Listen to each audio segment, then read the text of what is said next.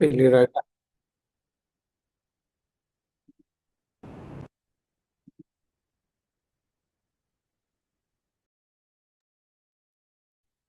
Doctor Anushi, hello. हाँ जी। हाँ जी सर। डॉक्टर अनुषी, मैंने ना वो मेल ऑल 523 कॉन्टेक्ट्स को भेज दिया है। ठीक है ठीक है। सर। हाँ जी। Reminder as well as the document again along with 140 people who joined yesterday. ठीक है sir, thank you. So let's see. That is the best we can do right at this yes moment. Sir, yes sir, no problem sir, thank Okay. Yeah, we have 4 more minutes to go. Yes. Good afternoon, Shashi sir. Good afternoon. Good afternoon. How are you, sir? Fine. Looking unwell. Yesterday I was here for about just half an hour or 45 minutes. After that I had Yeah. How's everything otherwise? All good? all good. Everything is going fine. Ready for Wonderful. this midterm convention. Yes, sir. Getting Yes. ready. Getting ready. Yeah, sir. Today only I sent all the details to, the Thailand people about the hotel, everything. I had a meeting with them, so Okay. everything is fine. Yeah. Uh, then what else? Any new things in ISPPD? Nothing, sir. We are just waiting for the curriculum review meeting in NDC on 19th and 20th. And on 20th, I'm going to APD Las Vegas for a meeting with AAPD leadership uh, Oh, for further collaboration with ISPPD as well as IPD. good. And that's all. This is for May, and let's see for the June we will meet in Sure. Thailand. Okay. Yeah, that's what we're doing. Yeah. Yeah.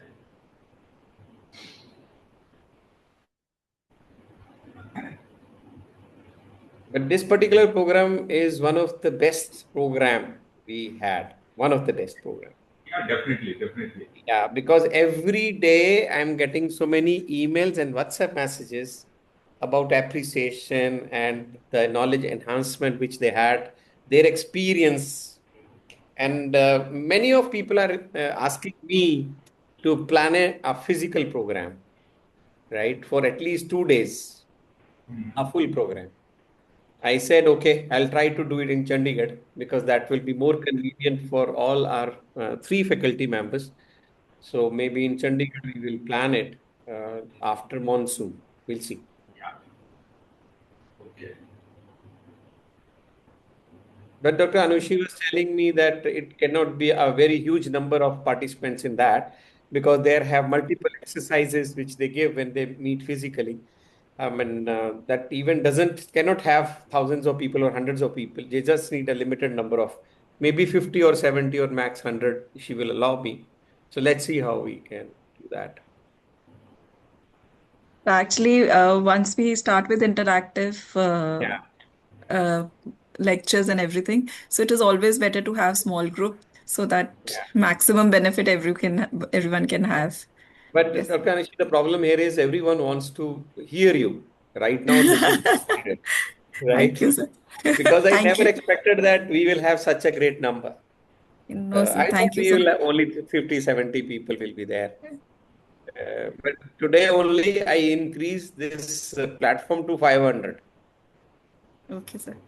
because I was looking at the data. 700 people normally join at time. So sometimes they cannot log in, so they will log out because they are not able to log in. But now I increased to 500 just now. Thank you so much. And so it's a very good platform for us also. So all of us would really like to have your feedback and Certainly. suggestions to improvement. Yeah, yeah. Yes, You sir. can share a Google form with me, Yes, sir. right? And then I'll share the Google form with all the people who have joined this program through emails, Yes. right? So they will Yes, give you sir. the real, Yes. definitely. Yeah. Okay, it's a 3 o'clock, Dr. Neha. I think we can start now. Yes, sir. Good afternoon to all the speakers. I welcome you all to the day 2 of the module 2 of the faculty development program. I request ma'am to start with today's session. And Dr. Anushi, you can inform everyone about that document also once again. That would Yes, be sir. better, right? And maybe you can I think you have already put a word. You can Yes, sir. just put a word in the chat box about it, or Yes, you have sir. already. I've already done it, sir. Yeah. So, Maybe in between also you just inform everyone, right? yes, Although sir. I sent a Yes, sir. mail, but just to remind them. Yes, sir. Yeah, thank you. Thank you. Over to you now. Sorry for disturbing you in between. No, sir. No, sir. Thank you. Thank you. Good afternoon, everyone. And for today's session, uh, Dr. Dinesh, Dr. Ritu, and me would prefer if you could switch on your videos so that we have greater interactivity. And we would like you not to log out in between because we have planned a few activities for you. So hope you enjoy the session today. So we begin with interactivity in classroom teaching.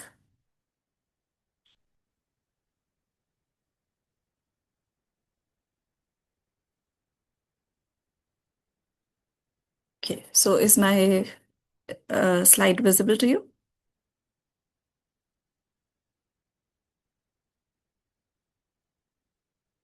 Is my slide visible to you? Yes, Dr. Anishi, Yes, please. yes. Yeah. Okay, thank you. And yesterday, Virender Gul sir must have shared an article with you. I hope you read through it. If not, we'll discuss that now. But please keep it as a resource material for yourself. So, learning objectives for today's session. By the end of the session, the faculty would be able to discuss large group teaching methods, discuss small group teaching methods, assess the advantages and limitations of large group versus small group teaching, utilize various classroom interactive teaching methods, demonstrate technology-enabled interactive teaching method, understand the importance of good facilitation skills, and draw a mind map. So when we talk about large group teaching and small group teaching, what do you think is the apt number when we say that it is a small group teaching? So we would like to have your answers in the chat box.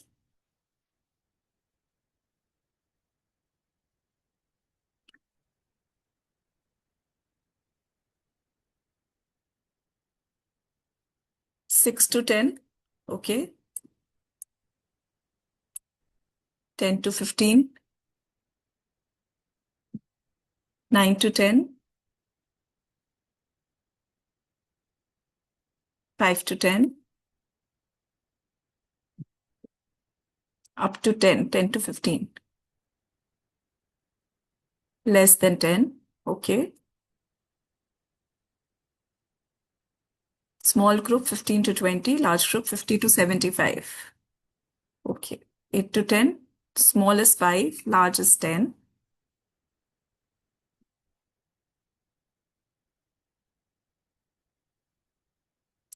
Okay, thank you for your responses. So basically, small group should be minimum 3 to 4 because less than 3 would mean a pair. So it should be minimum 3 or 4. It could be 8 or 12 would be ideal, but there is no fixed number. It depends upon your classroom size. For example, in our college, we have the strength of the students is around 40. So we get good small group out of 40 people. But in medical side, the strength of the class is around 250. So for them, small group of 15 or 20 would also be good. Okay. So what is the important feature that small group teaching should have? That all learners should participate and actively participate, which is not possible in the large group. And they work together on a clearly defined task. They reflect on their experience.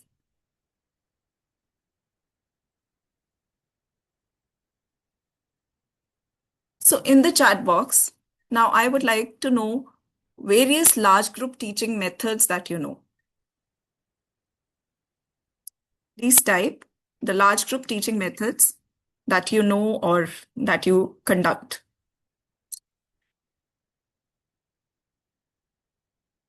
Lectures, symposiums, yes. Lectures, very nice. Didactic lectures, very nice. Seminars, correct.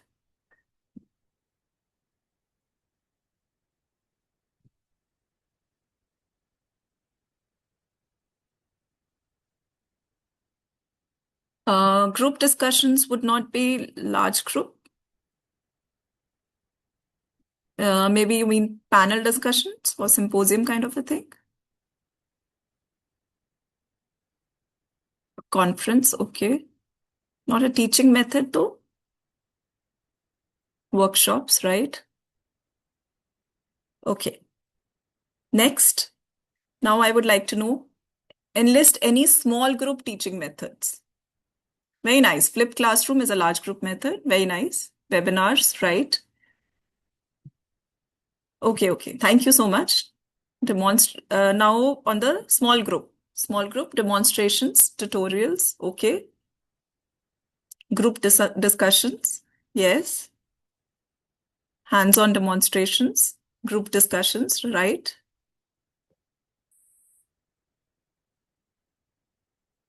Okay. Panel discussion, okay. Quiz, okay. Very well. Thank you so much for your responses.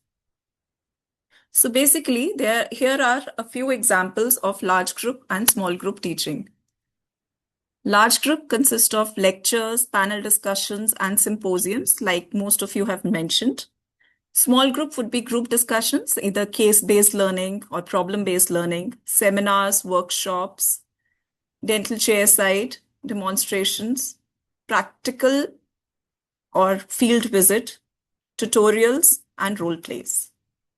Individual would be self-studying or self-directed learning, counseling, any project work that you give and the student does it individually, or any assignment given to a student. Here, I'm going to now stop sharing the PPT and I will take you to the Mentimeter quiz, where we have to enlist advantages of large group teaching. So,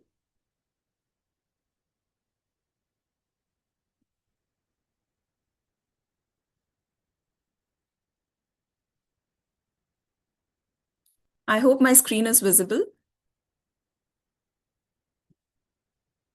I'm going to start a presentation.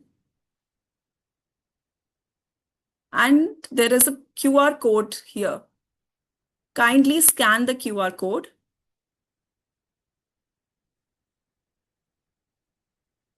Kindly scan the QR code and you will reach this Mentimeter quiz. If you're doing it on your phones, you can get it on your Google. And please mention advantages of large group teaching.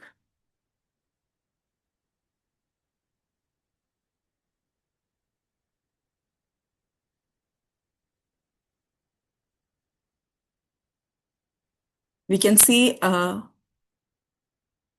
people who are responding. Yes. It is economic, so it's an answer garden.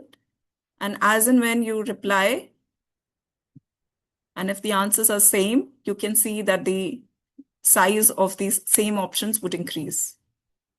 Large group teaching, more students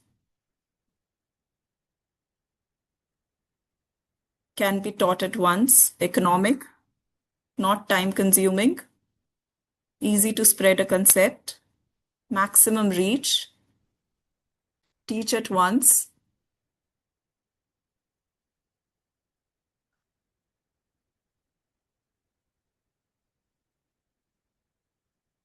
Okay.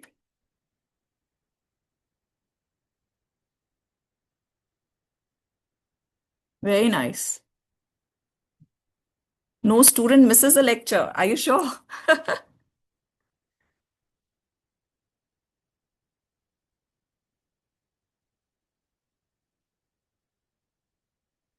So when we are giving lectures, are they interactive? Are they really interactive?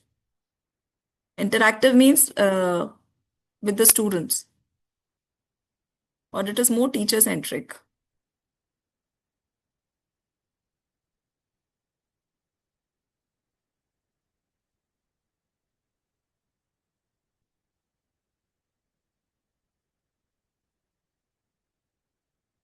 Economic, wider concept dissemination, correct?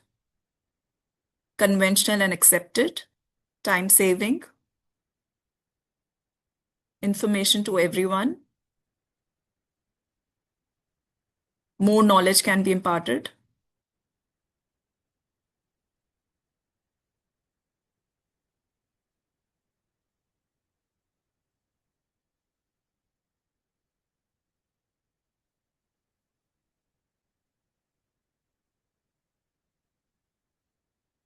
Exposure to diverse ideas, less faculty is required, saves time,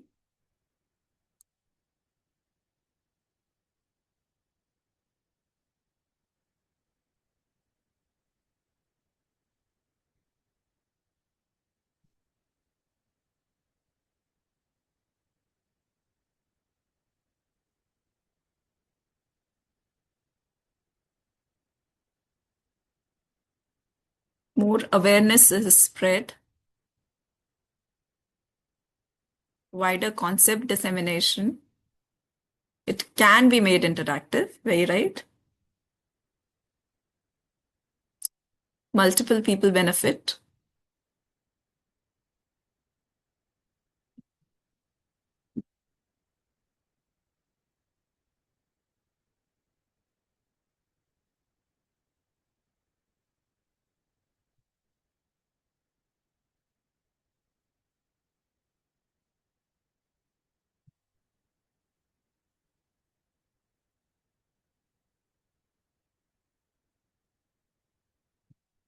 Easy to spread a concept. Feasible.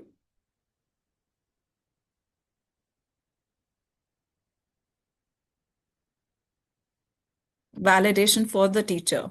Okay.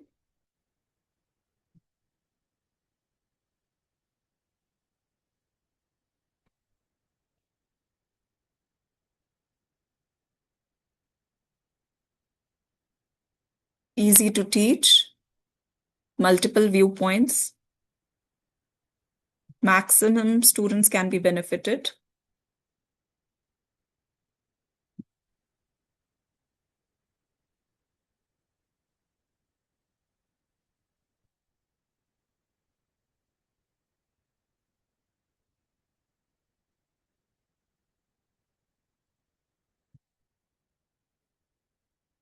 Thank you for the answer, Garden. And if you can see, the most common answers would be bigger in the size, and you can make out what is the general opinion.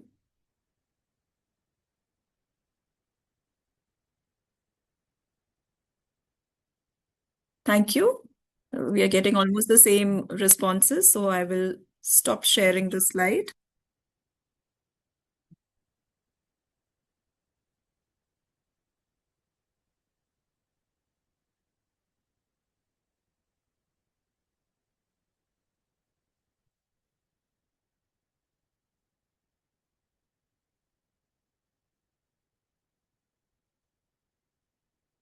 So you enlisted very well the advantages of large group teaching, that is lectures and panel discussions and symposiums, that basically when the concept, you want to tell the concept to larger group of individuals, it can be used for dissemination of information, and it is less time consuming and less logistics involved in this.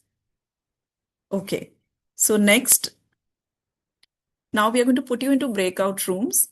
And in those breakout rooms, please understand the task, discuss the limitations of large group teaching, and we'll come in the large group within 5 minutes. And please tell us what are the limitations. Make it an interactive session. So we will distribute. I hope the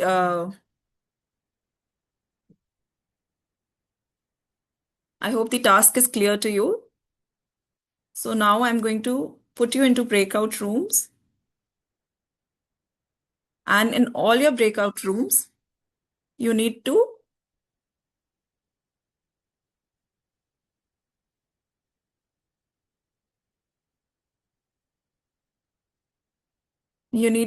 discuss the limitations of large group teaching.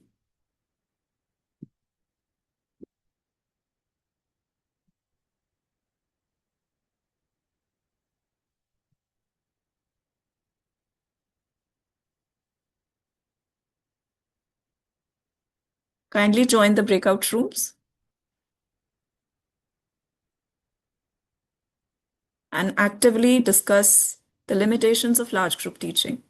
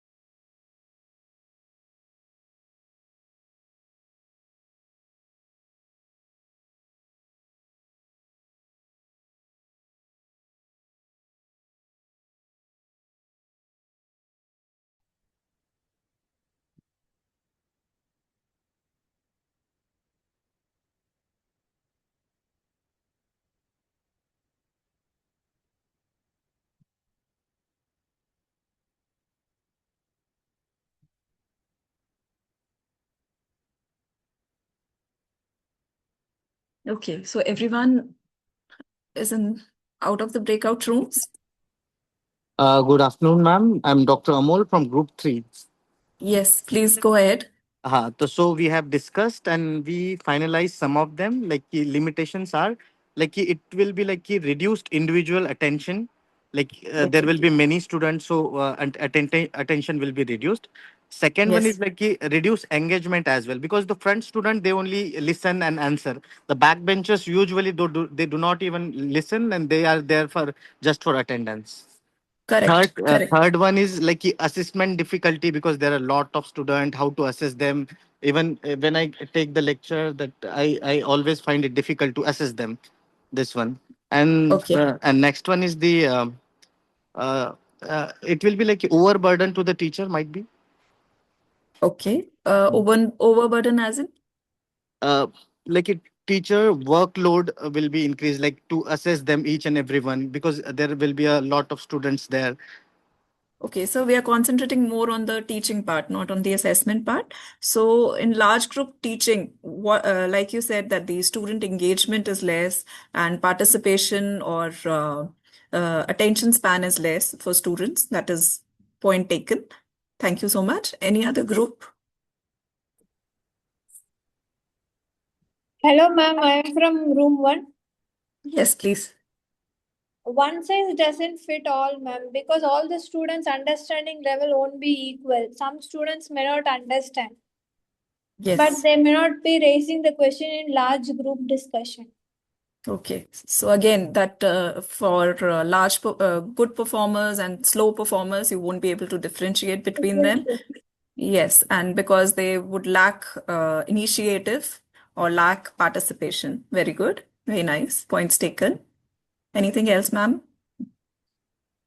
Other than that, same, ma'am. What room number 3 has told, same. Okay. Thank you. Other rooms, please. Ma'am, I want to add. Yes. In large group teaching, only front benches are attentive, because the audio Yes. usually does not reach the back benches. So only Okay. if you're interacting, you're interacting mostly with the front benches only. And Okay. it's basically passive learning. There's no active learning in this. Very nice. Passive learning. Very good. Very nice. Point taken. Thank you. Any other group?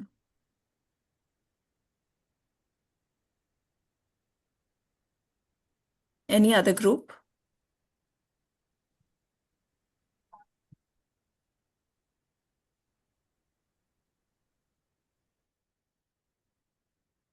Even if there's no group, anyone who wants to unmute themselves and yes.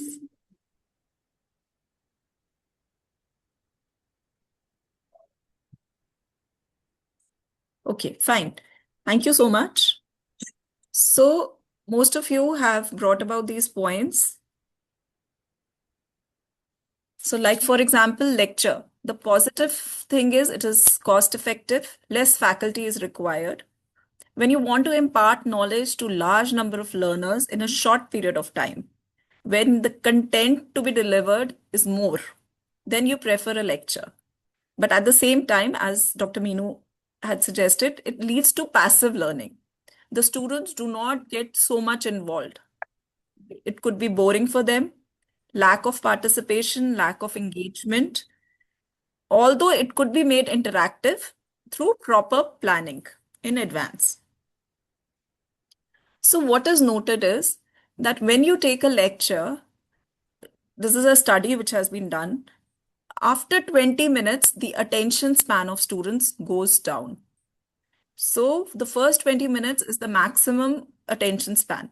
So after that, it goes down. So it is suggested that you take a break and introduce some kind of interactivity during that time so that the attention span is increased. So as we are also 25 minutes into the lecture, so we are going to have an ice-breaking activity, this or that poll with you, so that we could increase your attention span. So I'm going to stop sharing my screen. And there is a small icebreaker game. I hope you enjoy it. It would be nice if everyone gets involved in it.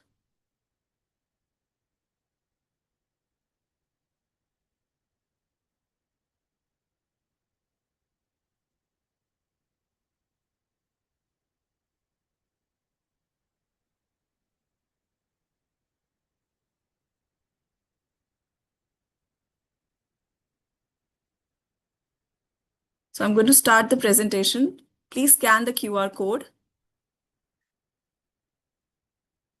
And this is your first question. So all of you need to respond all together. Otherwise, you'll miss the question. What is your preference? How many of you like the coffee? And how many of you are tea people? Chai, chai, chai. Chai chahiye ki coffee?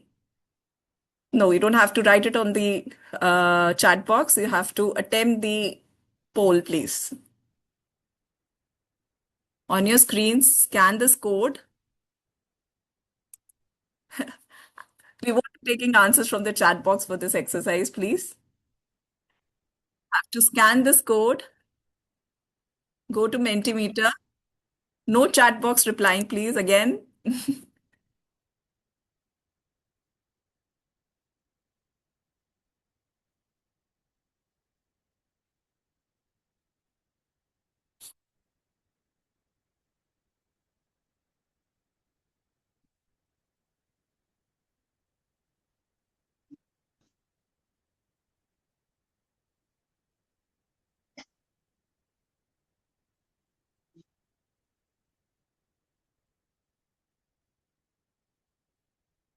I'm sorry, but I'm repeating again. Chat box is not helping. Chat box is not helping. You have to scan the Mentimeter code, go to the Mentimeter site, and reply there.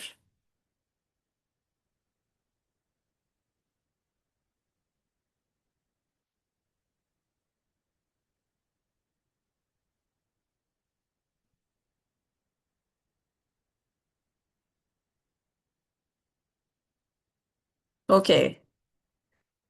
We have equivalent number of people who like coffee and tea right now, and 6 people who like none.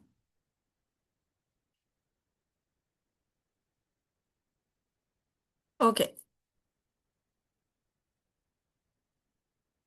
Okay. It's just for fun, ma'am. It's good if you like both. Okay. Going to the next question. What do you like, mountains or beaches? Or staying in the bed?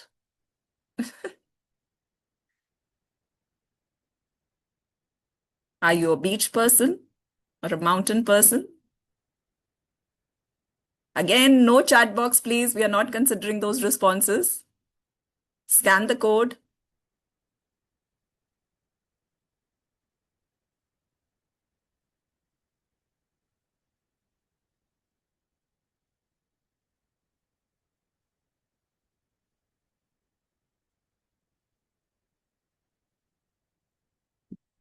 There are a lot of beach people here. I think down south, it's all beach people. Up north, more of mountains. And many love lazing around and staying in the bed.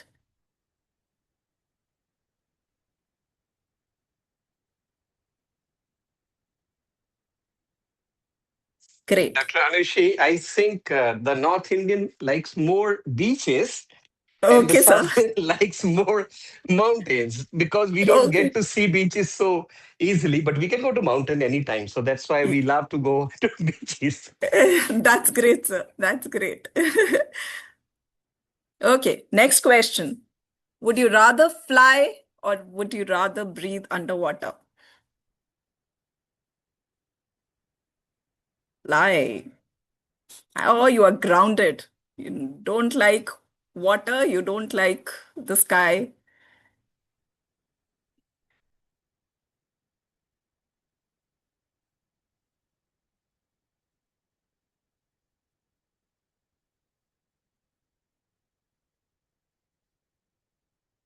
Great.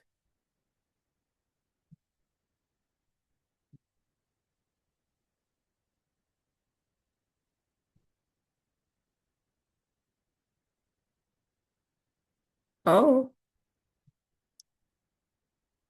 we do not have many adventurous people here. Many like to be just on the ground.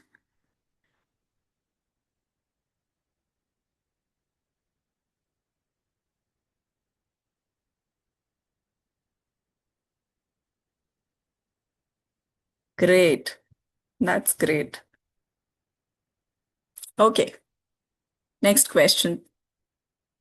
What is your cheat habit? You don't brush for a week, you prefer not to shower for a month, or you have an obsessive compulsive disorder. And the first two options do not exist. It's okay, I can't see the names, so you can choose for the first two also. We do not get to know who's choosing what. Although there is an option in this Mentimeter that I can, but I'm not seeing the names. Oh, we have very neat and clean people here. Oh, great. One true response. Not shower for a month.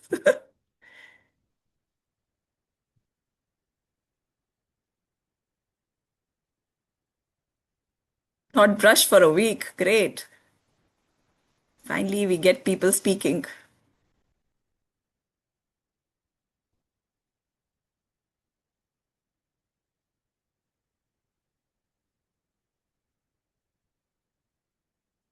That's great. Going on to the next question. My embarrassment. Misquoted movies, mistaken lyrics, or none of them. I'm a pro. Okay, great. I'm a pro. Let's see how many Bollywood fans, Hollywood fans, Tollywood fans.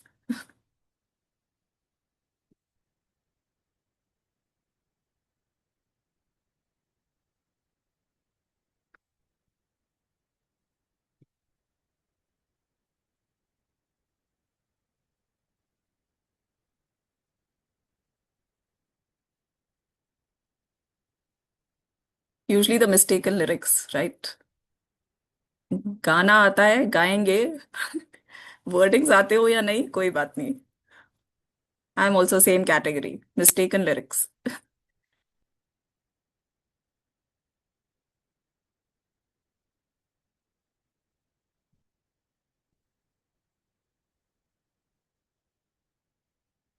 Thank you so much. I hope you enjoyed this quiz.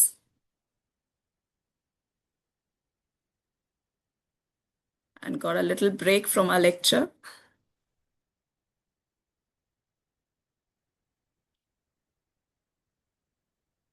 So this was an ice-breaking activity where you can make your lectures more interactive. And this is one way you can make it more interactive. There are other ways also where you can increase the interactivity in your large group teaching. For example, Think, Pair, Share or the Buzz group. Think, Pair, Share means that a tutor will, in between the lecture, may pose a problem or a question or a query to the students. The students individually think for a minute about that problem. Then they pair with the person next to them, sitting next to them, and discuss what could be the possible answers. And then randomly the tutor will ask any of the group member or the pair to share in the large group and get the ideas. So this is Think, Pair, Share. Also, the Buzz group, what we just had, for example, in online session, we have a breakout room. We just had a breakout room discussion with you where the students, they buzz and they discuss the topic like a bee and then they share in the large group. So online session, breakout rooms would be a Buzz group. Otherwise, Think, Pair, Share is very effective interactive teaching method in a large group teaching. I could give you an example. For example, perio example I can give you. When we are teaching gingival inflammation, so I'm or gingival features, I pose a problem that the stippling is seen in natural light. So I ask the students, why do you think we do not use a dental light? So the student will think for a minute. They will pair with the person sitting next to them and discuss. And randomly, I will ask any pair to share in the larger group and see what the answers I can get.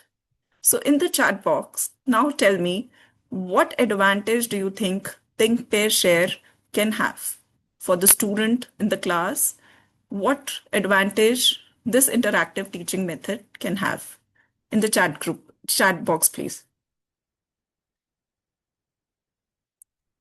Brainstorming, very nice. Encourages critical thinking, very nice. Developing analysis skill. Students will be attentive, very nice. Mind strengthening, multiple aspects of the same problem. Bonding, correct, very nice. So basically, there are so many advantages of this method. Peer-to-peer interaction, it increases with Think, Pair, Share. As you said, the bonding increases. It encourages everyone to participate without fear. Very right. When we are talking about lectures and you're saying that the front benches, they are replying and not the bank benches. So once you start with this Think, Pair, Share, everyone will respond and without fear. There'll be active participation, active learning. Our problem with lectures was that passive learning was happening. Now you can have active participation, active learning.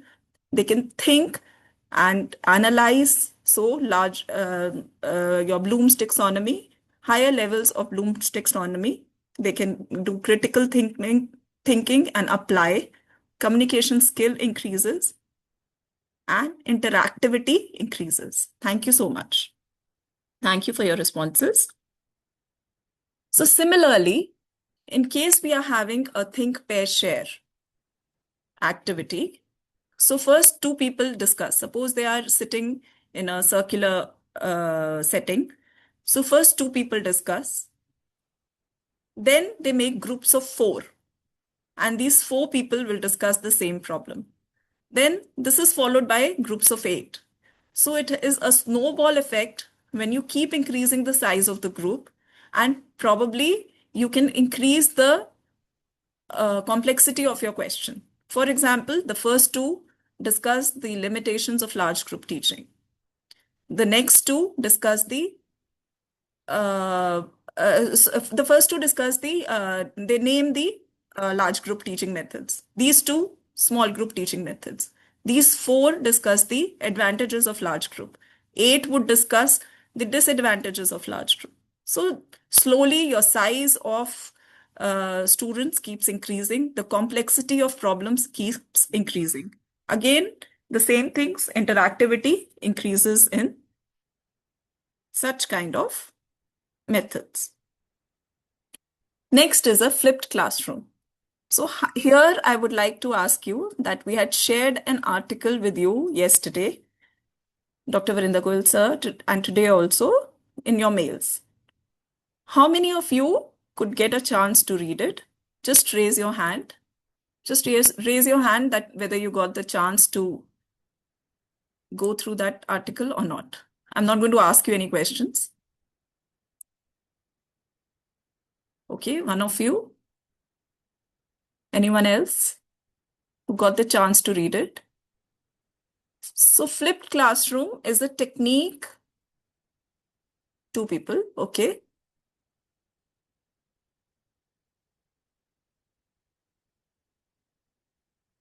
It's okay if you read half because I could see 2 hands. Now I can see only 1 hand. Okay. 2 hands. 3. Yes. So you were able to read.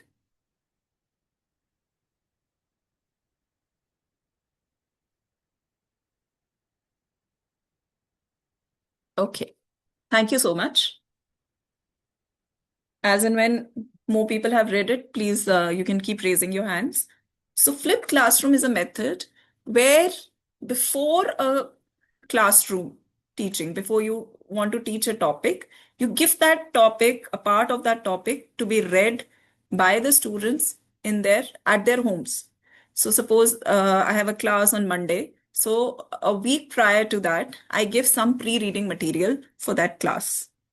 So the students they will read through that, understand, and will try to remember. So what happens that they will do the basic work. In traditional classrooms, what happens when you are going to give the whole content, then the Bloom's taxonomy is only followed till the understanding of the remembering part. We cannot go to the higher levels of the Bloom's taxonomy. In flipped learning model, the remembering and the understanding part is already done at home. And then after 1 week, when the students come to the class, you can apply what they have learned and analyze those questions, and you can encourage discussion. So what do you think would be the advantage of flipped classroom? You can lower your hands, please. Thank you.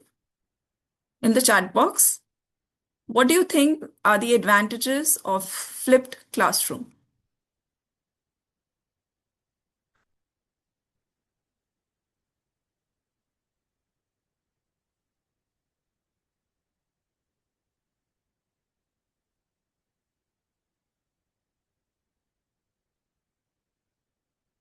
Active learning, okay. Prior knowledge of the topic will lead to better understanding. Yes. Student engagement, correct.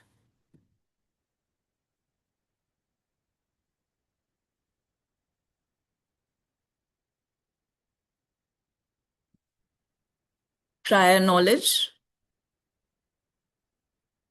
Less time on laying the groundwork. Very, very nice. For the teacher also, less time on laying the groundwork, more time dedicated to the main topic at hand. Self-paced learning enhances the retention. Whatever is taught in the class would be retained more if they have pre-read it. Better understanding. Teacher can help students with the application aspect at school. Very nice. Better retention of knowledge. It's like a revision. Correct. Now, can you tell me? Thank you. The concept will be understood better. Critical thinking, better results. Thank you for your responses. Now, can you tell me what is the flip side to the flipped learning model? What is the flip side of any flip side? Thank you. It clarifies doubts. Yes. What is the flip side? When do you think it won't work? If they don't read, then no use. Yes. So we had 150 participants yesterday. Only 3 of them read. Correct? So, yes, students' level of involvement. Dependence on student preparation. It becomes a regular class. It becomes a regular class as in, sorry, didn't understand that point, Dr. Shubha. Technology dependence. Technology dependence, it's not important that you are giving through technology advances also. You can ask them to read through the book also. If the student does not prepare. You don't have to do the preparation, you just have to read and clarify your doubts. Yes, thank you. Thank you, everyone. Thank you for your responses. So basically, the only problem with the flipped classroom is that how much the students are involved. Like we can see, only 3 of you had the time to read or go through it. The same thing happens with our students. Even if you are going to tell them 1 week, 2 weeks before, there are few students who will still not read and come. But you can always try it because then your major work is done. Next is demonstration. This can also increase interactivity. Teacher demonstrates the skill and the students watches. If the demonstration needs to be effective, it will stimulate the learner's curiosity. It will reinforce the theoretical key points, and demonstration is a bridge between the theory and the practical.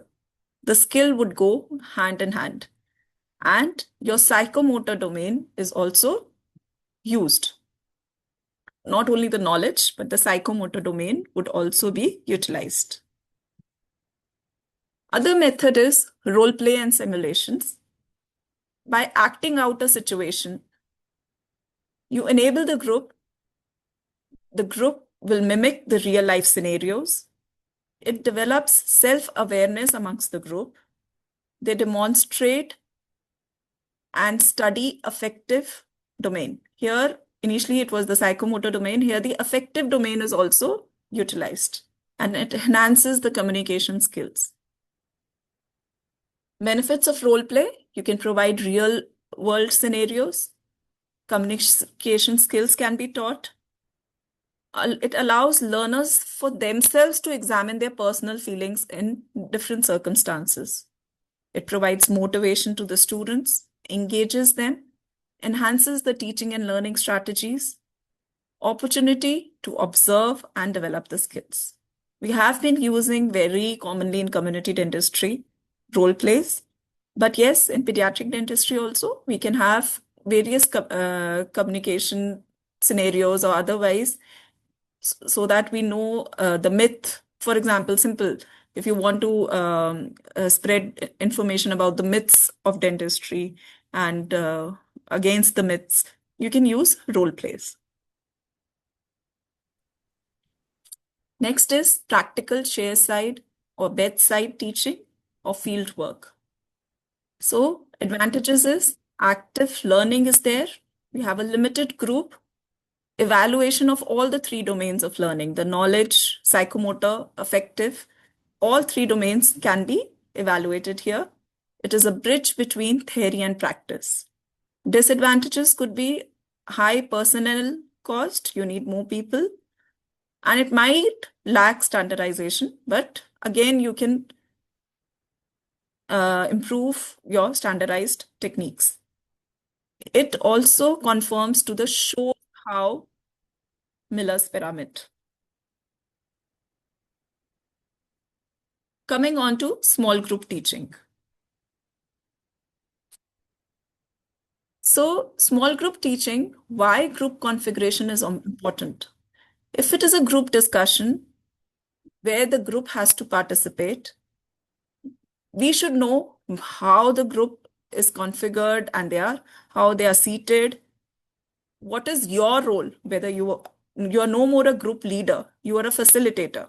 So the gaps that we hone during our lectures, that we are delivering the lecture, now here in small group, we have to take a step back and be a facilitator and not be the group leader or give all the kind of information. So to facilitate a democratic discussion, your internal involvement should be minimal. So what should be the seating arrangement for small group teaching? It could be like this, where the tutor is in the center and you have a circular kind of sitting arrangement around the tutor. This is a horseshoe-shaped seating arrangement where students are arranged in a horseshoe or seated in a horseshoe pattern. The tutor is right in front of them and the screen is behind the tutor. So it involves maximum participation and interactivity between the tutor and the students. Then there's another group configuration where the students can sit in a circle. One person will pose a problem and the person sitting right opposite to that person would reply. He will give him some time, 1 to 2 minutes, to reply his query. And the same person will ask a question to the first person who will reply the query. And they move in a circular way. So it's a group round and circular questioning happens. So everyone has already contributed in this type of discussion. Next method is a fishbowl method, in which you can see two circles. You pose a problem and the inner circle, the students in the inner circle will solve that problem. Probably a case discussion, or you are showing them a case scenario. The green group, this green group, will be discussing amongst themselves and giving you the reply. The group which is sitting outside will just observe and listen to this discussion. After some time, they will interchange the position, and the same query or the same problem would be given to the orange group, and the green group will observe. So in this way, all the students will be engaged in conversation. They'll be reflecting, observing, and then discussing and learning. So for case-based problems or case-based learning or problem-based learning, this configuration works well. Then we have jigsaw technique or a crossover group. This is a very interesting thing. If you come offline, we can actually demonstrate this technique. So what happens that we have individuals sitting in their home group. For example, we have a class of 40. So we divide a single topic that needs to be discussed. Suppose, for example, classification of periodontal diseases, various classification systems. So in case there are around 6 or 7 classification systems, the number of topics will decide the number of subtopics. The number of subtopics will decide the number of home groups that are present. So if you want to discuss a full topic and you want to divide it into subtopics, suppose classification systems, 5 classification systems you want to be taught in, you want that they need to be taught in one class. So you will make 5 home groups and name them A, B, C, and D. And then you will have, if there is a class of 40, so in each group, in each home group, you will have around 8 people. You will name them 1, 2, 3, 4, 1, 2, 3, 4. Or 1, 2, 3, 4, 5, then 1, 2, 3. 1, 2, 3, 4, 5, and that's how you number them. So 1 is a home group. So home group would be A, B, C, and D, and and each individual in the home group is given a number. Now, from their home group, they break out to the expert group, like all the 1s together, all the 2s together, all the 3s together. And they discuss the topic. First, they'll discuss it, read it individually. Then they will discuss the subtopic. That means in one expert group, one subtopic would be there. One classification or subtopic would be there, which they'll discuss. And they'll become an expert in it. And they have to come and reassemble in their home group and teach their co-members of the home group about that topic. So in the expert group, they'll clarify their doubts, they'll discuss among themselves and become expert in their subtopic. After that, they will report back to their home group. In home group, there'll be 1 or 2 individuals having the same subtopic.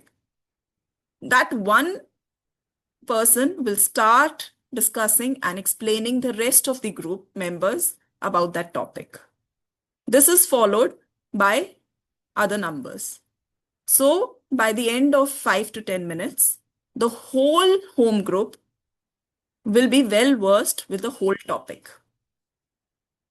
The last step would be, now they come to the larger group where the facilitator will ask randomly and debrief the whole topic by asking questions to all the students and clarify their doubts.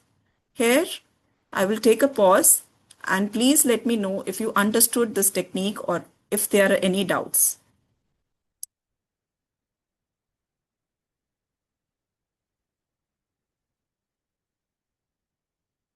You can raise your hand or you can type in the chat box if it is clear to you or you have any doubts about this jigsaw technique. In case you do not have any doubts, then please let me know in the chat box what are the advantages of jigsaw technique. What do you think are the advantages of having jigsaw method of teaching? In the chat box, please.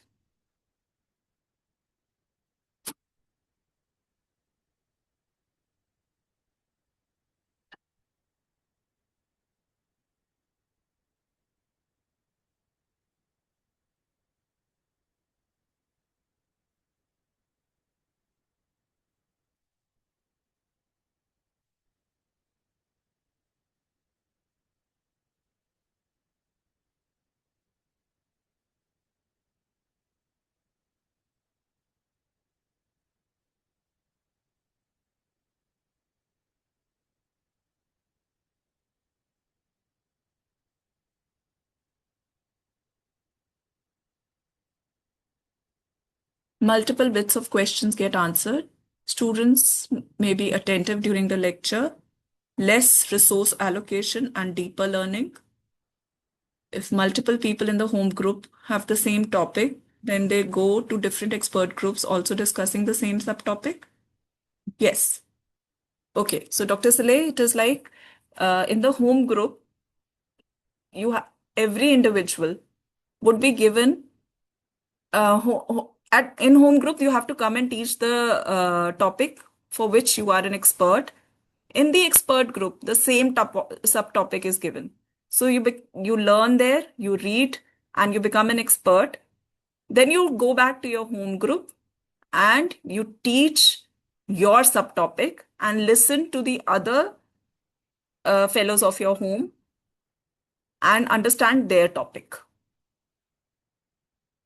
So by the end of this moving around, one individual will learn his subtopic as well as the subtopics of other people in the home group.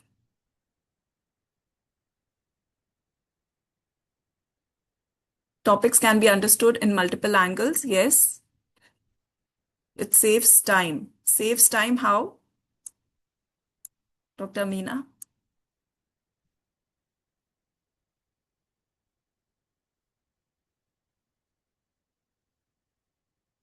Active participation, improved retention. Every candidate puts the data in a format better accepted by their peers. Okay. Right. Thank you so much. So yes, there is better retention. And don't you think there's a peer pressure also that you have to go back and teach to your peers? So there is ownership in learning.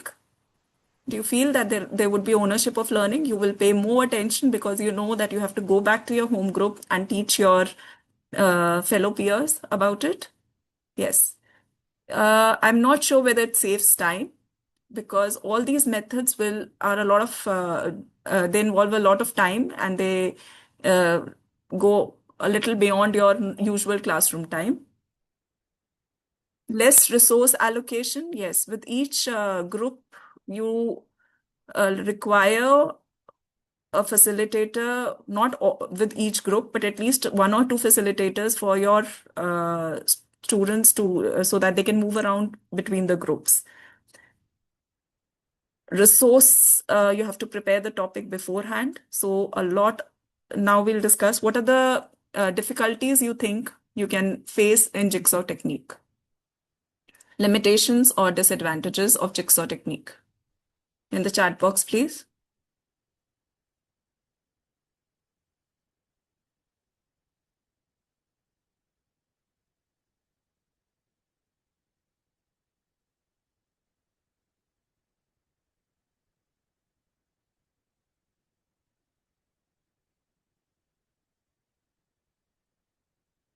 Peer pressure. Okay. Yes, so when we were doing this activity, there were few good students and few slow learners. So the good students, they gave the feedback that if the student who taught this topic would have conversed in a better way, I would have learned the topic more. So peer pressure is not there, but yes, the competition is there, but at the same time, there is peer interaction and it helps them to be confident and helps interaction. Otherwise, in your large group, still they're not listening to you. In small group, at least they're listening to each other and performing.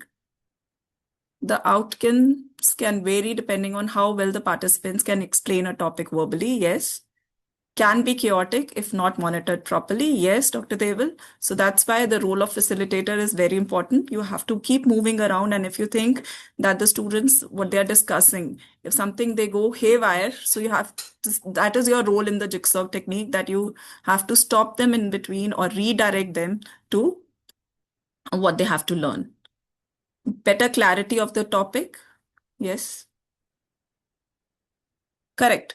So thank you so much for your responses. So Jigsaw technique, it has a lot of advantages. When you are, there's a lot of movement and learning that is happening, active learning that is happening between the groups. The peer-to-peer interaction increases. You can see the slow performers also performing well because there is ownership of learning. They have to go back and teach their peers. So that kind of pressure, that little bit of pressure will help them to learn and perform better. The disadvantages is that if it is not monitored properly, yes. So you have to monitor. That is the role of facilitator, which Dr. Ritu would be taking in detail. Then a lot of preparation is required on behalf of the facilitator. You have to think all topics cannot be taken with this technique. So which topic you want to take, how to divide in the subtopics, how to divide students so that you have equal number of good students, slow performers, good performers, moderate performers in one group. It should not be mismatched. So all these things, all this preparation is required from the facilitator end. There is another technique which we are going to do, and at the same time, it's a 1-minute paper. So I'll give you 60 seconds. So whatever you have learned till now, kindly write in the chat box any 2 key points that you have learned so far, and any one method or one point that you did not understand or you're confused about it. In the chat box, any 2 key points that you have learned in today's lecture or in today's webinar, and any one point that was not clear to you or you were confused about. Which was your muddiest point? In the chat box, please.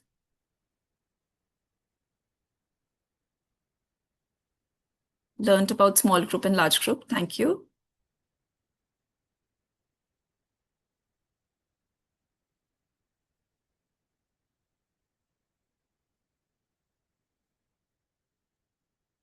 Snowball concept, you learned.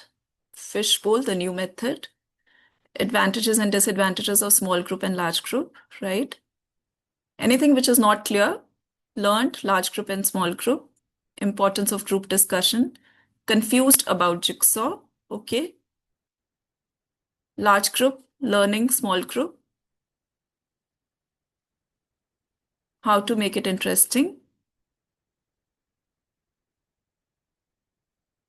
Fishbowl and jigsaw as teaching learning method. Confused about snowball, okay.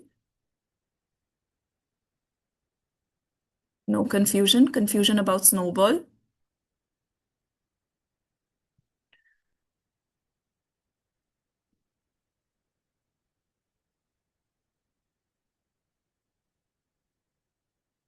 Confused about the bus group, okay. About the snowball.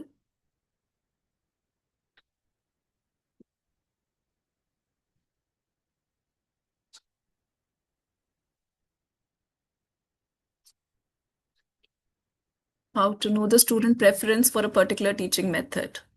Confused about snowball.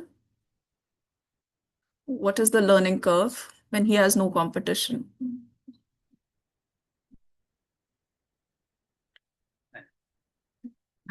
Thank you. Our learning online webinar can be made fun. Thank you. Large group and okay. Thank you so much. Thank you for your responses. So before I clarify your doubts, this 1-minute paper, what do we do in this 1-minute paper is, see, now we are taking an online webinar for you. So it is a little difficult for us to tell you. Normally what happens, we ask the students to write on a paper. It's a 1-minute paper. On a paper, they'll write 2 key points that they have learned and one muddiest point, the point that was not clear to them. They will not name themselves. They will put it in the slip and we will pass the slip in a circular fashion, like a pass in the parcel game. Then randomly, the students will open the slip and they will read what were the key points and what was the muddiest point. So you will not get your own slip. And when you're getting somebody else's slip, you will try and clarify their muddiest point. If it is clear to them, good enough, or else the facilitator will pitch in. So that is how 1 minute paper works. So before I take your muddiest point, can you tell me what would be the advantages of 1 minute paper? Right now, I'm reading your messages. So what do you think of this technique? Students' doubts are clarified. Very nice.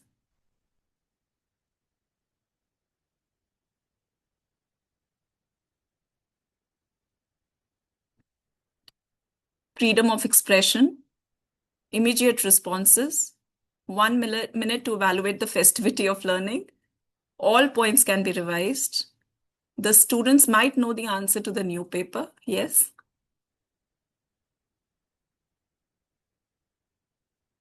Promotes recall. Very nice. Students feel better to learn from their peers. Yes.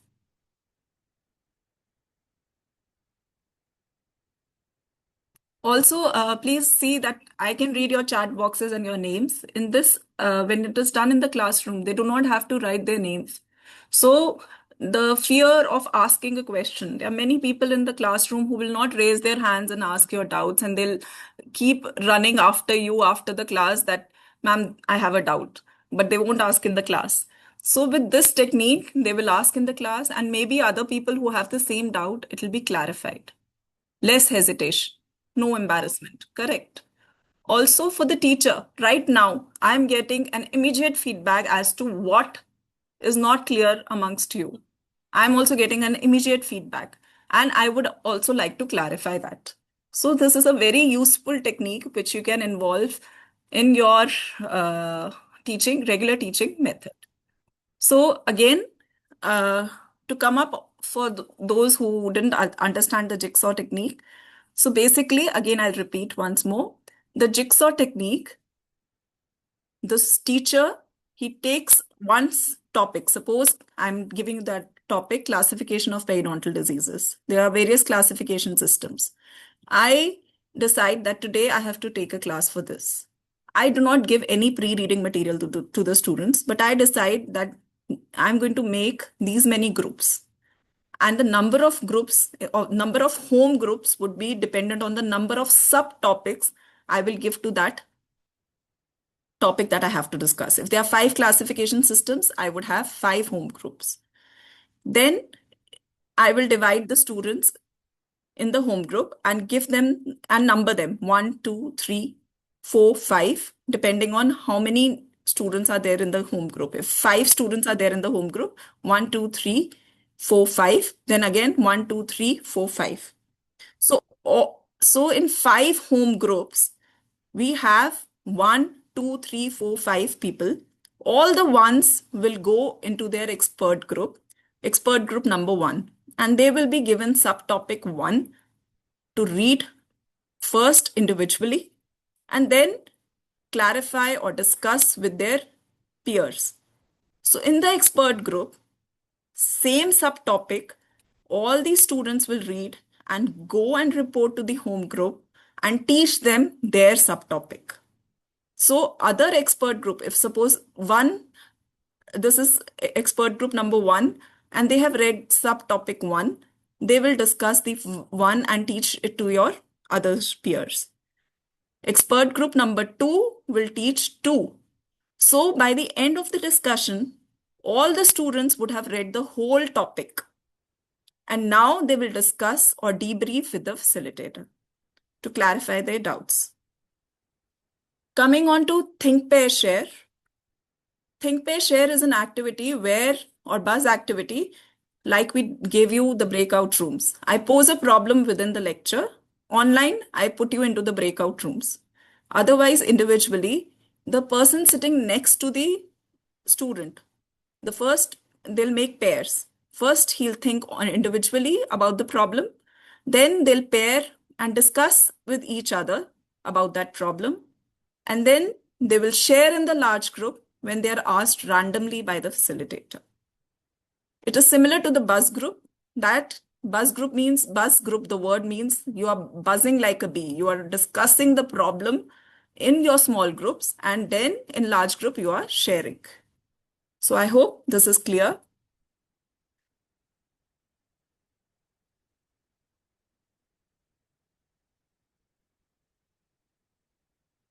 So now we'll have another quiz on the Mentimeter where you have to enlist the advantages and the disadvantages of small group teaching. So I'll share the screen.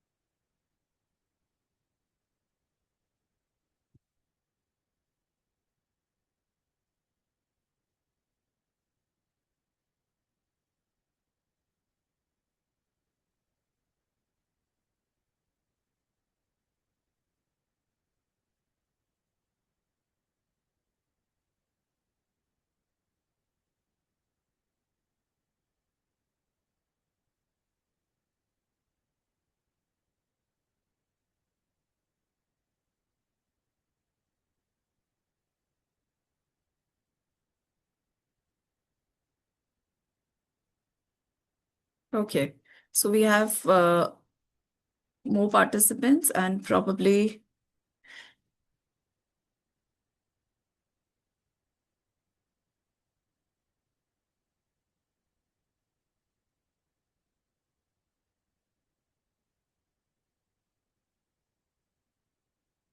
is my screen visible to you?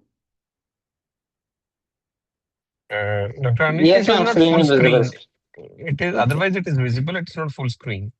Okay, sir. Okay.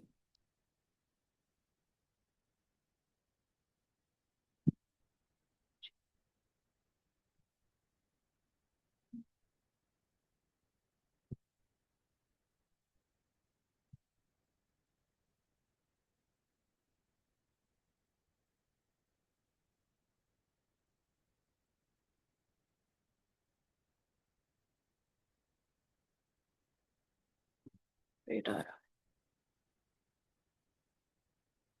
Okay, so you can start typing.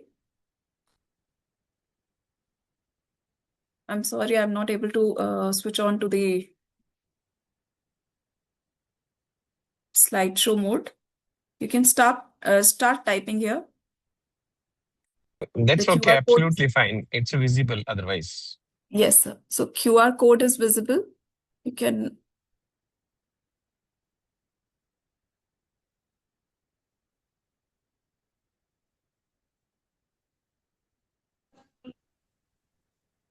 Ma'am, here it is seen as advantages of large group only, the previous question in this scan code.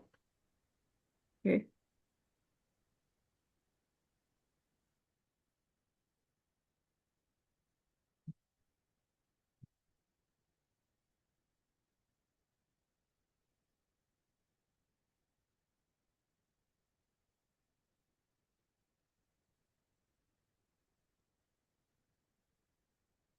Now is it visible? Yes.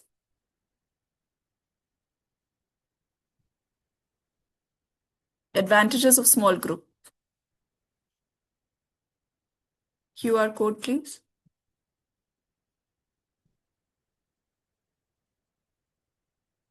I think we have exceeded the number of participants, so that is the problem maybe. Because it's a free version that I'm using. More attention to the students. Discussion, cost effective. Better understanding, can ask doubts. Discussion. Individual attention, increased attention or retention, or both. Two-way communication, good interaction,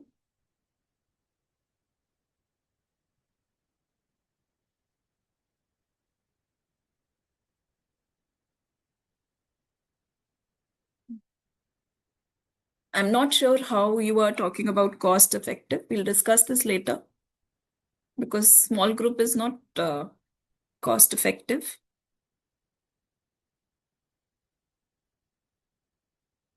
A lot of resource material has to be prepared for small group before the class starts. And you have to arrange for the seating arrangements. Proper seating arrangements should be there.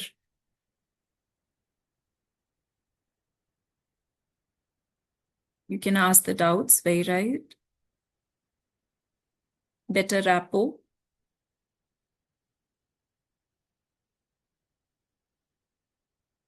Better rapport with peers also and with the teachers also.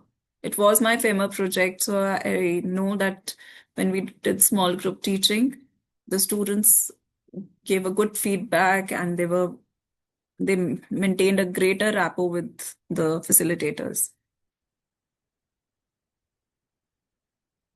Slow learners can be identified and given due help, correct?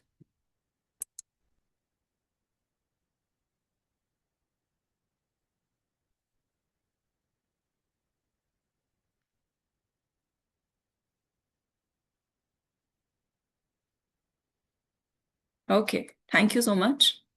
Now we go to the next question.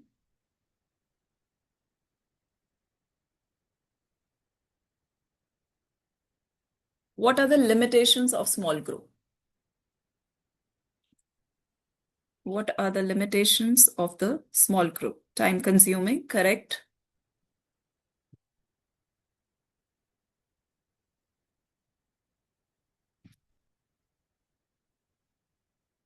Small reach, yes. Small group means yes. Small group in itself means that the group number has to be small. Time consuming, time, yes.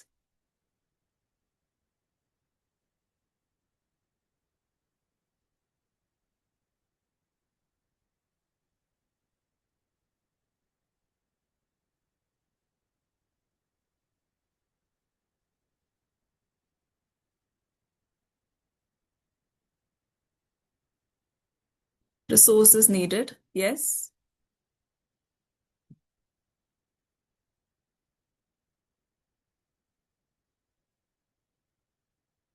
Finance, you're not talking about larger finances, yes, but if you want some article to be shared, it requires photocopying, yes. Okay, thank you so much. So I'll go to the PowerPoint presentation now.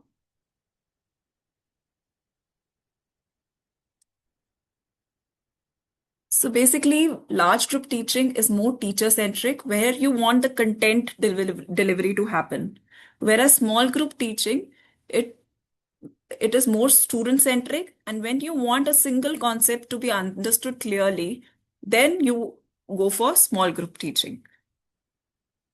The disadvantages would be, or advantages would be, content to be discussed, small group. Student interaction is more, but time management, space management needs to be done. You can differentiate between slow learners and fast learners. The communication skills between the students improves, and you have to give equal opportunity. Small group teaching helps to give equal opportunity to all the students to interact and own their learning. So this was the article that we had given to you, the 12 tips for small group teaching. So whenever, see, one method is not there for each and every class. So first of all, plan ahead. Convene the group and develop a mutually acceptable agenda. Decide amongst all your faculty members what kind of topic and what kind of method you want to take. Create a positive atmosphere of learning, focus the group on task at hand, promote individual involvement and active participation, vary the teaching methods, provide relevant information and respond appropriately, observe and clarify the group process, work to overcome commonly encountered problems, synthesize and summarize group discussions, evaluate the session and plan for a follow-up. So, like somebody mentioned, you need to also take feedback from the students so that you get to know whether they are comfortable with this method, any kind of improvement is required or not. In the end, enjoy yourself and have fun. The 13th tip from our side, take one step at a time, small step. One faculty, try one method per month.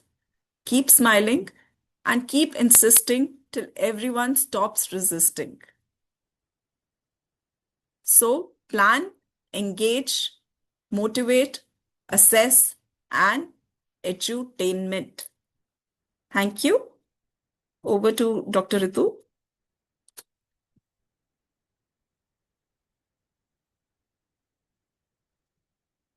Dr. Anushi, it was like a movie for me. Thank you, sir. It was really like a movie. I enjoyed listening to you and understanding. Amazing, amazing lecture. Thank you so very much. Thank you, sir. Thank you, sir. Thank you so much.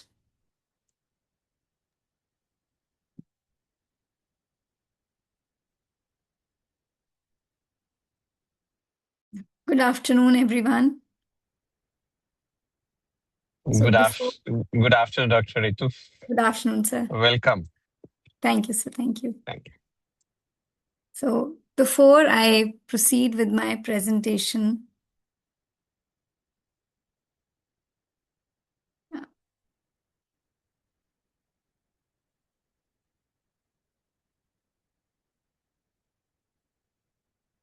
okay. So Dr. Anushi has shared with you many different methods of interactive teaching and making classrooms more engaging for our students. So before we move to my part of the session, I would like to ask you, which of these methods are you more likely to, use in the next class or, in your future classes? So I would like you to scan the QR code and type your answers.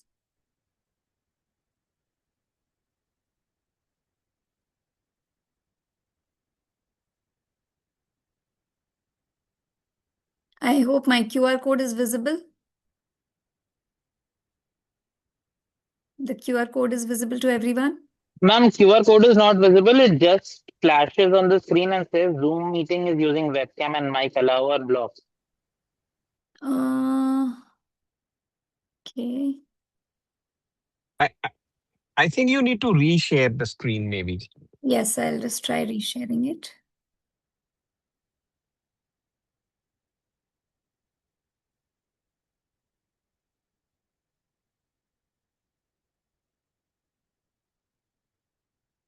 Okay, it's visible now. Yes, ma'am, visible. Yes. Please scan the QR code.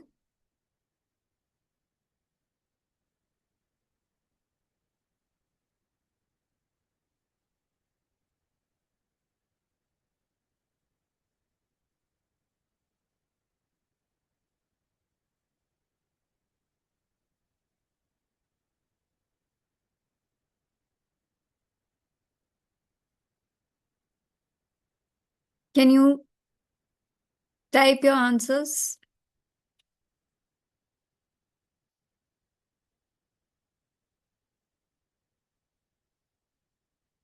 Are you able to type your answers?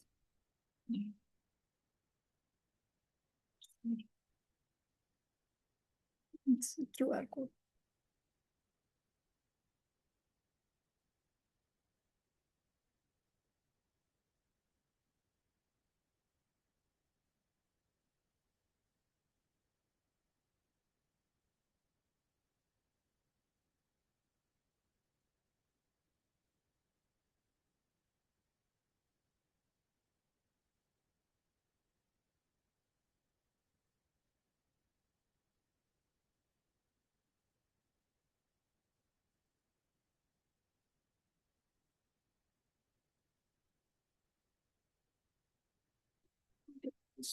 Nice. ऊपर ऊपर ये इसको नीचे वाले को add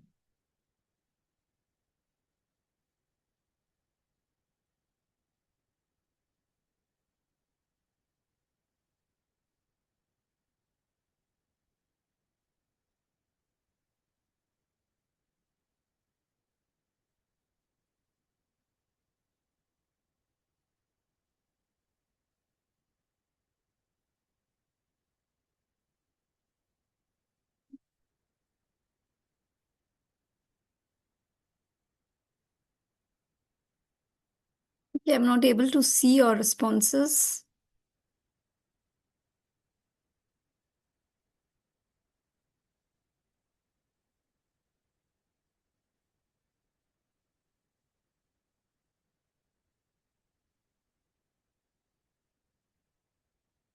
Anyways, you can just type in the chat box which of these methods are you more likely to use.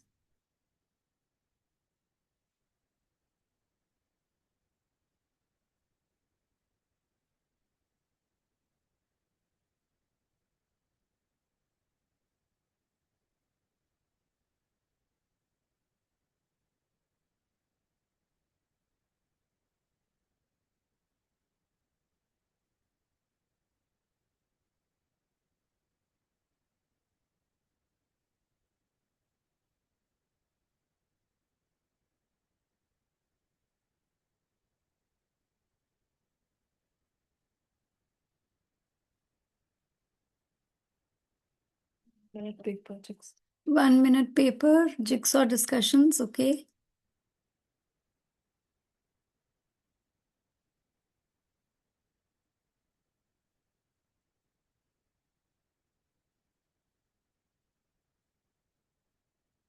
Anyone else?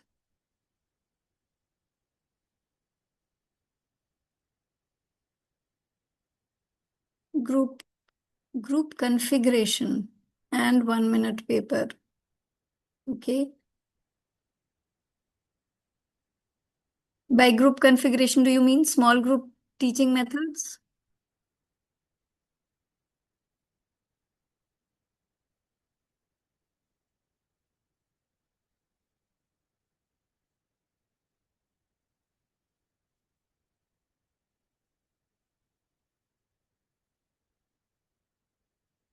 Small group teaching methods, small group discussions, okay. A fishbowl, right?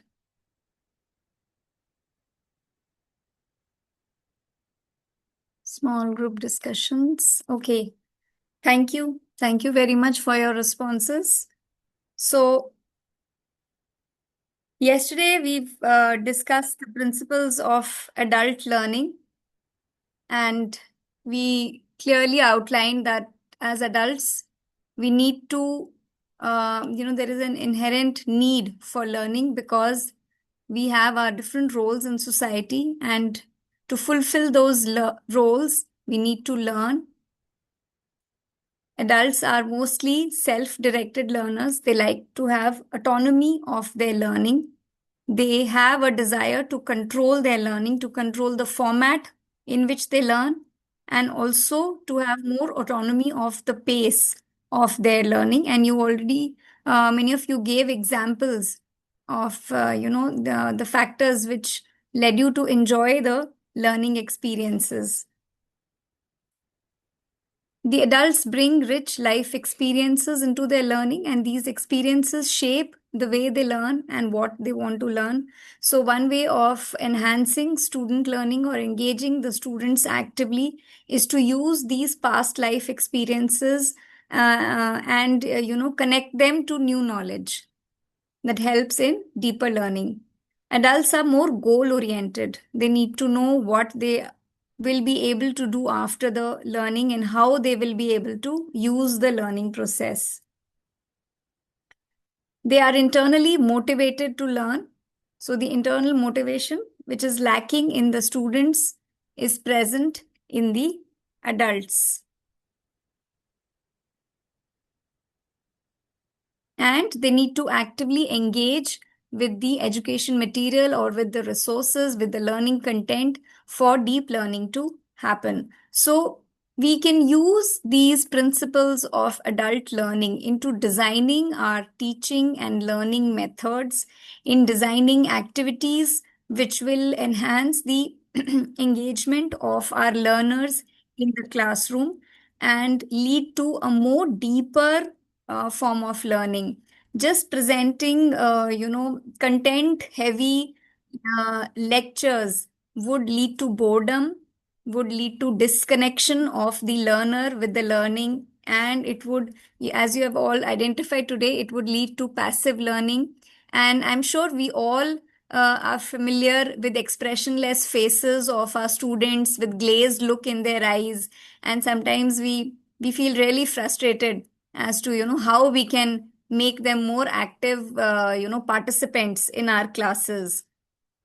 So when we talk about enhanced student engagement in our classes, the enhancement of student engagement is not just to get the students to talk in the class or just get the students to raise their hand and response in the class. The true student engagement happens at multiple levels. It is usually a multidimensional process. There is a cognitive engagement, that means how they interact with the educational material, the content, how much effort they are putting into understanding the content. There is behavioral engagement, how much time they are spending in the activity, what is the activity they are doing it, and how they are doing the activity. Emotional engagement, wherein the student needs to feel secure in the learning environment. They need to feel the need to learn and interact with their peers. And social engagement again is to do with the interaction between the students, amongst the peers, and also the interaction between the student and the facilitator or the teacher. So in a true interactive classroom, the student engagement happens at multiple levels and through multiple dimensions. So another format of actively engaging the students in our classes is a case-based learning or a problem-based learning approach, wherein a real life case or a real world problem is posed to the students, and they are divided into groups where they discuss the problem amongst them, and they try to bring out a solution for that problem, or maybe bring out a management method for a case based for the case. So it actually enhances active learning on the part of the students. The students read the case, they understand the case, then there is active discussion within the group about the scenario of the case. Then they kind of brainstorm on what could be the possible causes and what could be the possible methods of solving the problem or managing the case, and then they come out with a solution or a management method. So it actually allows them to use their theoretical knowledge or whatever they have learned previously to put into a real life situation and to use it to solve real world problems. So thereby it promotes deeper learning, it promotes active engagement of the students, and it also improves communication and interpersonal relationships between the students. So this is just to share an example of how a case-based learning can be used to promote active engagement of the student. This shows a case scenario wherein the students are given a part of the history and maybe some additional information in the form of intraoral photographs or maybe some intraoral radiographs, and the learning objectives for the group work or the task are outlined, identified for the students. In this case, we have a case scenario wherein we have a 4-year-old male child, and the mother is reporting blackening of the upper front teeth and pain. And the mother gives the history of the child being fed with bottled milk at night, and the child is going to sleep while drinking milk, and there is no other contributory history. So you can give additional information in the form of intraoral pictures of the child with decayed teeth or some radiographs showing the involvement of the decay.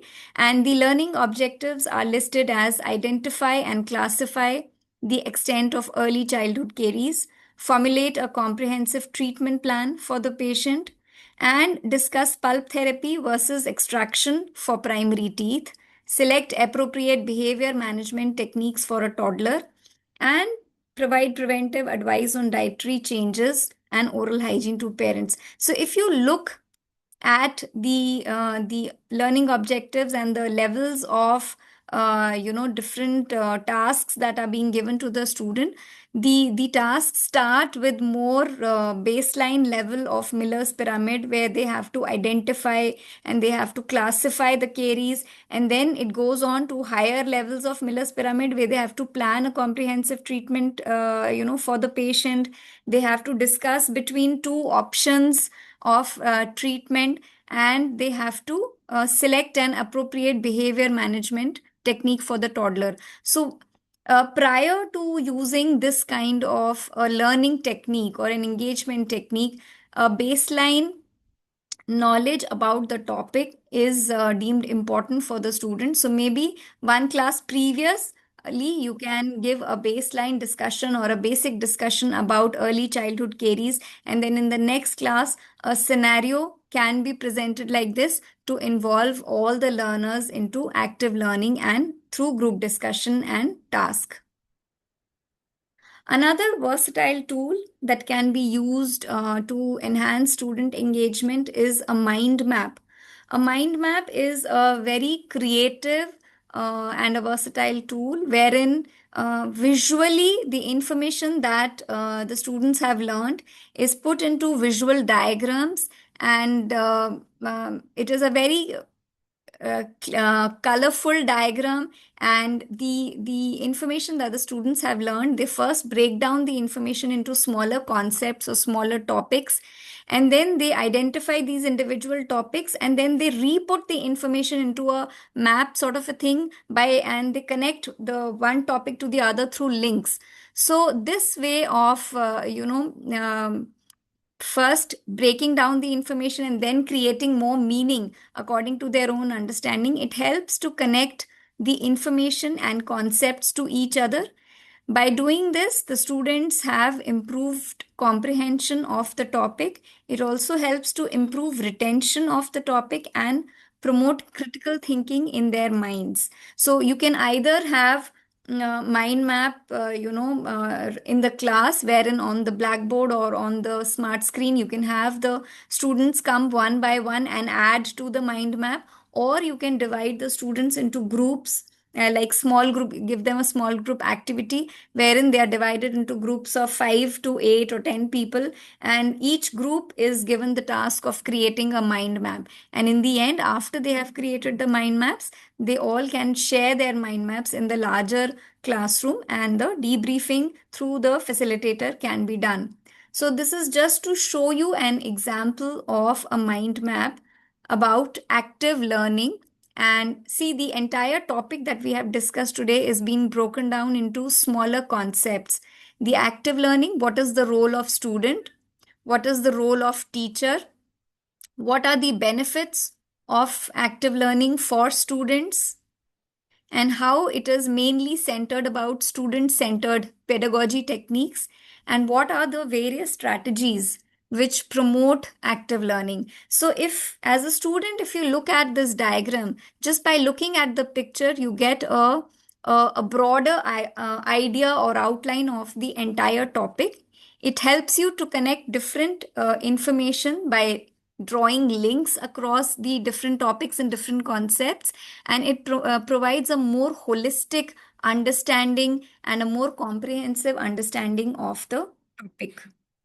This is just to show you an example of a type of mind map. There are the mind maps can be drawn by hand. There are various applications, free tools online available wherein mind maps can be drawn online. This is again, I've tried to take an example from Pedodontics. You have the list of factors which are related to dental caries. So you have the diet on one side, you have microbial factors on the other side, you have the condition of child's teeth, and you have the presence of the environmental factors.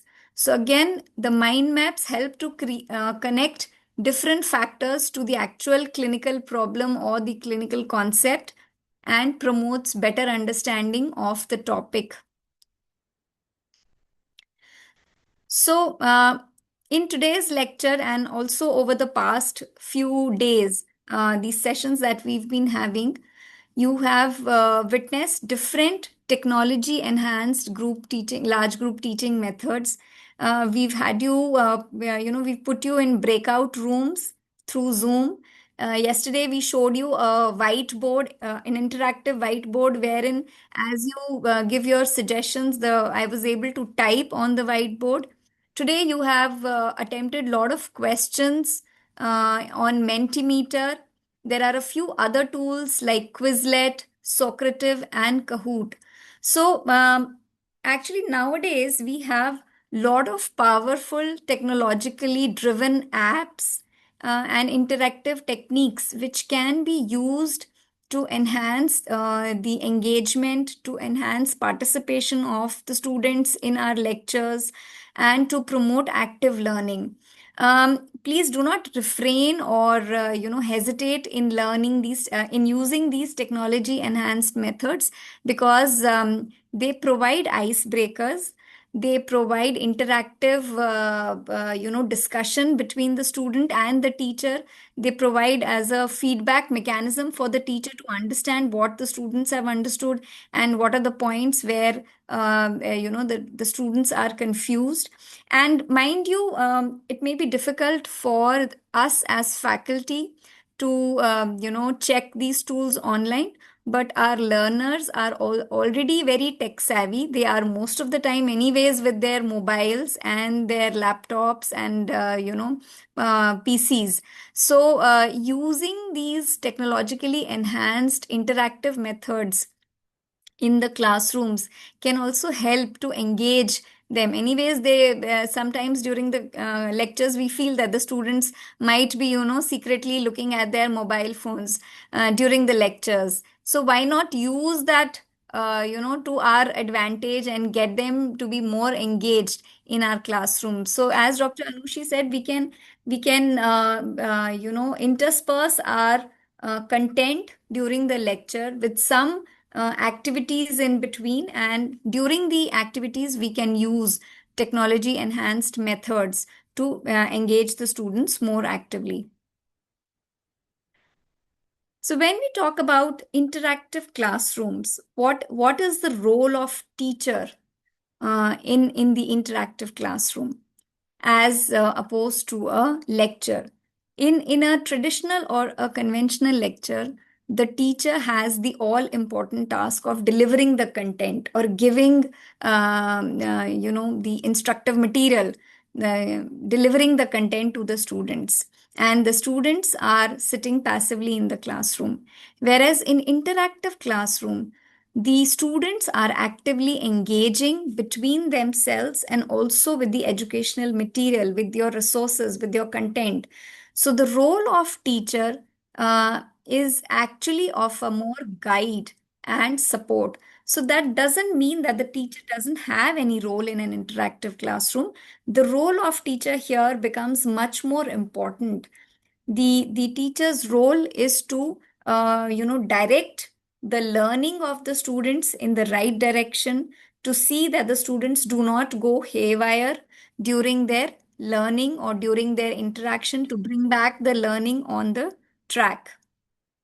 So when we talk about the skills for a facilitator in interactive classes, the teacher assumes the role of a facilitator. So as a facilitator, what are the skills that are required for a facilitator? Good communication skills are required. He should be able to give clear instructions to the students before the start of the activity. At the right time, he or she should be able to use probing questions to get opinions from the students. And wherever required and whenever required, he should be able to give constructive feedback on the student's learning. A facilitator also needs to develop empathy for the students. Providing a non-threatening environment in interactive classes is of utmost importance if we want our students to learn, to participate in the discussions. So they shouldn't have any fear of being rebuked. And for some quiet students or for some slow learners, they need more emotional support to be able to participate in the group activities. So the empathy is one of the very important skills that is required by a facilitator. Also, we need flexibility and creativity. Creativity we need to be able to design learning activities. We need a lot of planning. We need to invest time to design our learning activities and to make sure that the learning activities are aligned with our learning objectives. Then we also need flexibility so that we allow the students to learn at their own pace. We already discussed and somebody pointed that everybody is not learning at the same pace, not learning through the same format. So we need to allow the students some flexibility so that they can learn at their own pace. They can choose the format by which they think they will learn better. And we need skills of active listening. It is important for the facilitator to value every contribution, even if it is small, from every student, and to be able to engage with student thinking. So that means we need to be present during the interactive session. We need to be observing the students during the discussion, during the group work. We need to be acknowledging their contributions. We need to be answering their queries, their questions. We need to be asking probing questions. We need to be giving constructive feedback. So to be a better facilitator, we as teachers also need training. We also need practice. But this is something that can be acquired easily with practice and with training. So again, I'm just reiterating the practical tips that have already been shared by Dr. Anushi. We need to start small. So it is not necessary to have every class or every lecture, in an interactive format. If you are using interactivity, use one or two interactive methods at the maximum in each class. Make sure that the methods are aligned with your learning objectives for the topic, for the course. As far as possible, use real world examples to help the students connect their learning into practicality, leverage their previous knowledge to help build the gaps to the new knowledge, give them exercises so that they are engaged actively in the learning process. Give timely feedback on their learning wherever you feel that they are not on the right track. As a facilitator, bring back the learning to the track. And it is very important to use technology thoughtfully. Just because technology is available, it doesn't mean that every chance you get, you will use a technologically enhanced method. Sometimes using more of technology can also backfire for the learning. So that finishes my presentation. Okay, before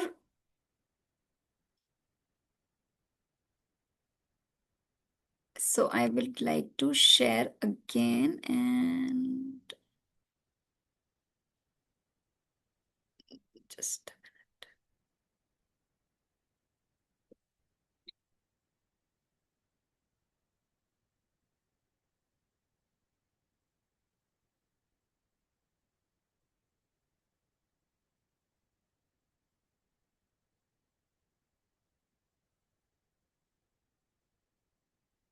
Okay, so I hope you all can see my screen.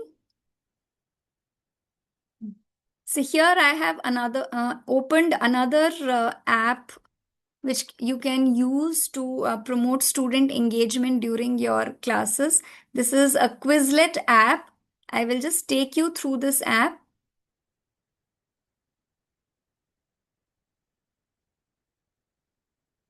So this app is it can be used for learning. It can be used as a teaching tool during your classes. It can also be used as an interactive tool to give tests to your students.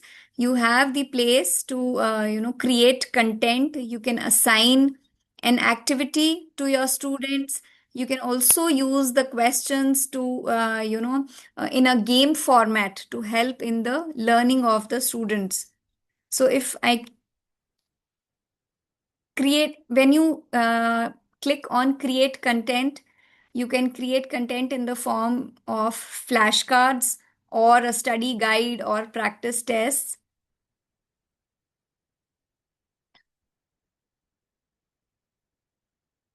So I'll just show you how you can create a format. So flashcard here, you need to, on the first tile, you need to type the title of your topic for which you want to create a flashcard. And for the flashcard, you enter terms here and enter their definitions here. So you can create a set of different flashcards on the same topic. For example, let's see.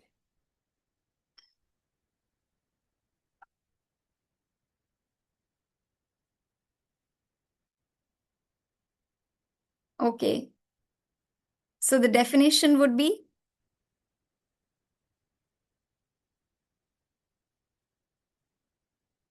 think individually,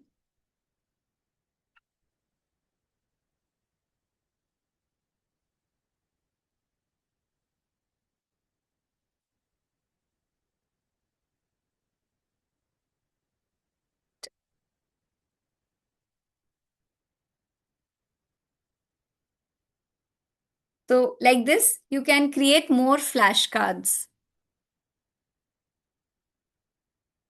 I have already created an interactive, teaching exercise for you. I will just show you.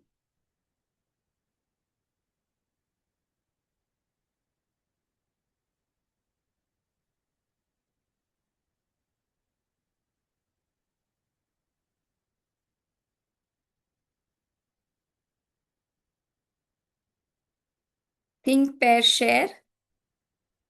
Think individually, discuss with your neighbor, and then share it in the large group.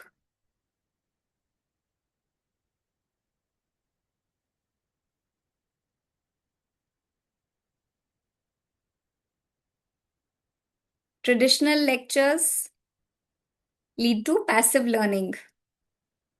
Facilitator, role of the teacher in active learning methods.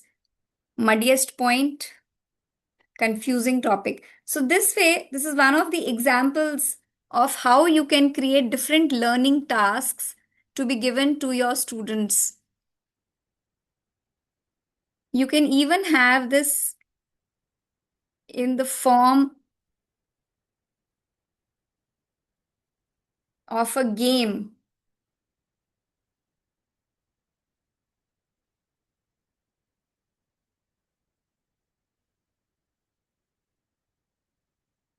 Wherein you need to match.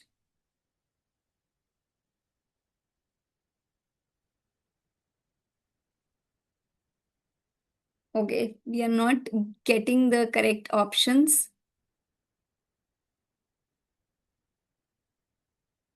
So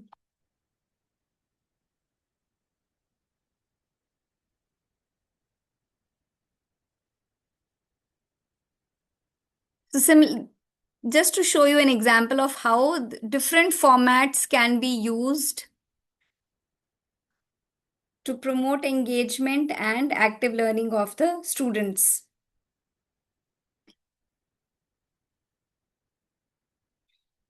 Any questions? You can type in the chat box.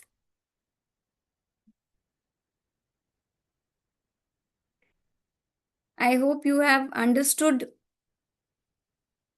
the various interactive techniques that were discussed today.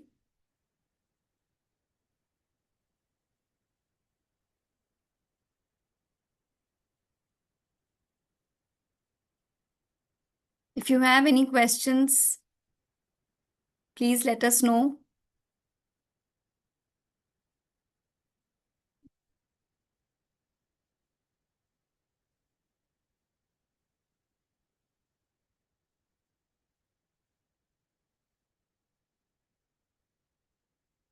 Please go and search on the net. There are many free apps available.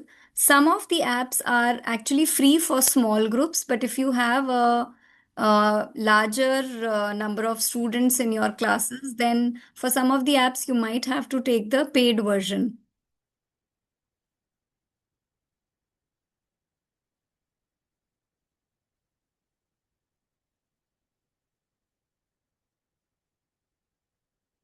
Try to use one or few of these technology enhanced engagement methods in your classes, and see the look of surprise on your students' faces as you ask them to open your mobile phones and give them link to fun quizzes.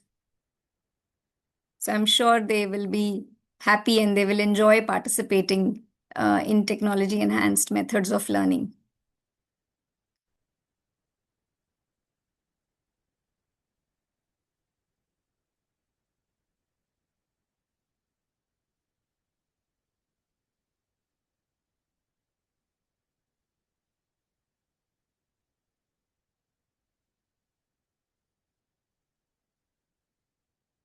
Yes, you can decide whichever method to use. You can use offline methods, probing questions, think, pair, share, and you can use online or technology enhanced methods. So you need to decide what works best for your situation.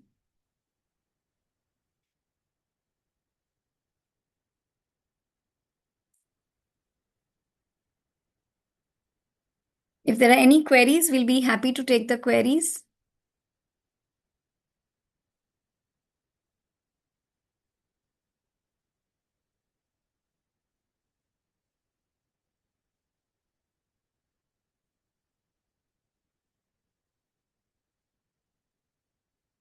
So, Dr. Neha, I don't think they have any queries. So we are done for the day. Was a very interesting session. We got to learn many new things that we were not aware of. We'll surely try and use it in our daily curriculum. And thank you, ma'am, for your session. I'll request everyone to gather tomorrow for the final session of Module 2. Thank you so much, Dr. Ritu. It was a wonderful session. I'm sure everyone must have enjoyed it. There was not many new things to learn today. Thank you so very much. Thanks a lot. Thank you, sir. Thank you. Enjoy. Look forward to see you tomorrow. Yeah. Okay. Thank you. Thanks Have a a lot. good day, everyone.